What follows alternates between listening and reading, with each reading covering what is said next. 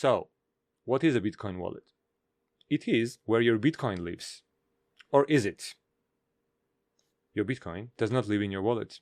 This is a common misunderstanding that people have, which prevents them from taking their Bitcoin off the exchanges. They feel that they need a special device to hold their coins, and it feels kind of risky to them. It feels like carrying a gold bar in their pockets. In this video, let's try to demystify what a Bitcoin wallet is and how it works. A Bitcoin wallet is just a tool, software that can do two things: show you your balance and sign transactions. That's it. It does not store Bitcoin. It does not hold Bitcoin. So where does your Bitcoin actually live? On the blockchain. The blockchain is a giant ledger that records every Bitcoin transaction ever made. But unlike a regular database, this one isn't sitting on one company's server. It is duplicated across hundreds of thousands of computers worldwide. Nobody can edit the existing transactions or shut it down. The Bitcoin protocol only allows new transactions to be added. That's where your Bitcoin lives, on the blockchain.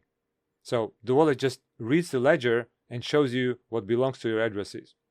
And when you want to send Bitcoin, it signs the transaction. This is where the seed phrase and the passphrase come in. If you're not familiar, a seed phrase is 12 words. A passphrase is the 13th word. Now the wallet software takes your seed phrase and the passphrase and generates something called a private key.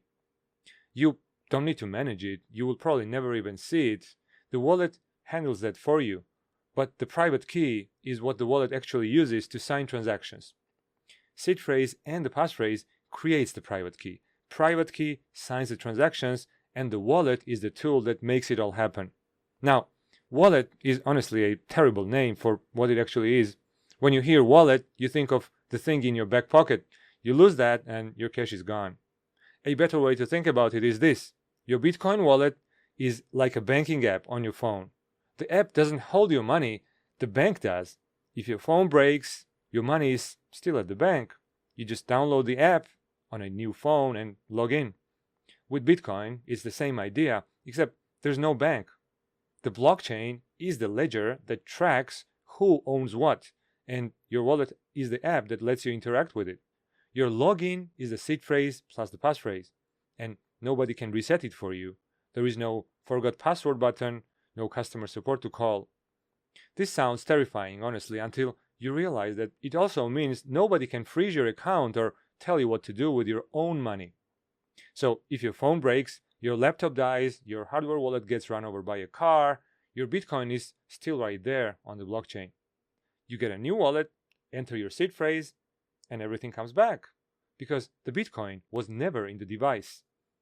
There are two categories of wallets you will hear about: hot wallets and cold wallets. The difference is quite simple.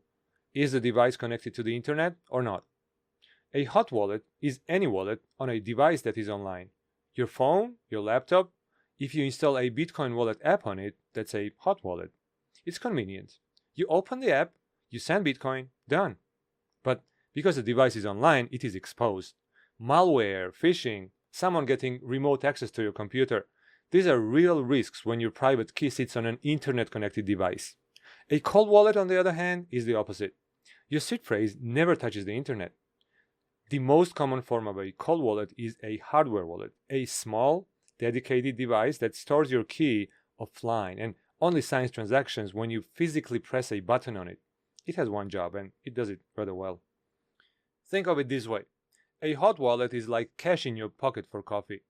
A cold wallet is like a safe at home for your savings. You wouldn't walk around with your life savings in your pocket, would you? Now, one thing to remember about hardware wallets is that they are always cold. That's their whole point. The hot versus cold question really only applies to software wallets. A software wallet on your everyday laptop is going to be hot, but a software wallet can also be cold too. We'll get into that in a minute.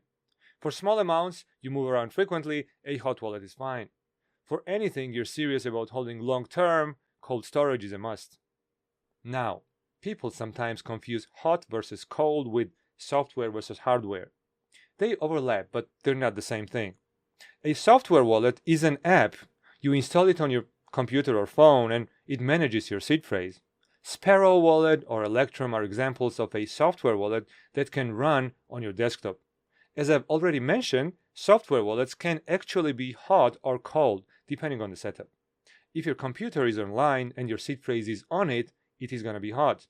But there are ways to use software wallets on computers with no internet access where they function as cold storage.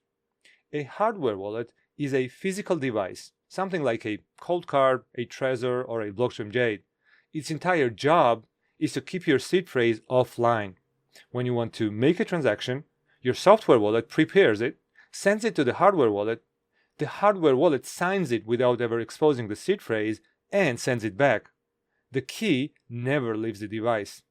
Here's the setup I would recommend using. A software wallet on your computer as the interface to see your balance, build transactions, generate receive addresses, and one or more hardware wallets as signers, keeping your keys safe and offline. And this setup can go even further. You can use multiple hardware wallets from different manufacturers together so that no single device or company is a point of failure. That's called multi-sig or multi-signature. Alright, if you forget everything else, remember this. Your wallet, whether it's a software wallet or a hardware wallet, is replaceable. Every single one of them. If your cold card breaks, you buy a new one, enter your seed phrase, and you're back. If Sparrow Wallet disappears tomorrow, you download a different wallet that supports the same standard, enter a seed phrase, and everything is there. Think of it like GPS coordinates. If you have the coordinates to a location, it does not matter which app you use. Google Maps, Apple Maps, or a handheld device from 2003, they will all take you to the same spot. The coordinates are what matter, not the device. Your seed phrase works the same way. Plug that seed phrase into any compatible wallet and it restores access to your Bitcoin. You're not locked into any company, any product, or an ecosystem. The seed phrase plus the passphrase is the universal key, and any compatible wallet can use it. So when you're thinking about security, the priority is always seed phrase and the passphrase first, everything else second. The wallet is just a tool. Your seed phrase and the passphrase is your ownership. That's what a Bitcoin wallet is. Not a vault, not a safe, a tool that can read blockchain and sign transactions using your private key, which comes from your seed phrase and the passphrase. Your Bitcoin lives on the blockchain, and the wallet is just how you interact with it. I'm Pete Sparrow. I offer one-on-one guidance on self-custody setup. See you in the next video.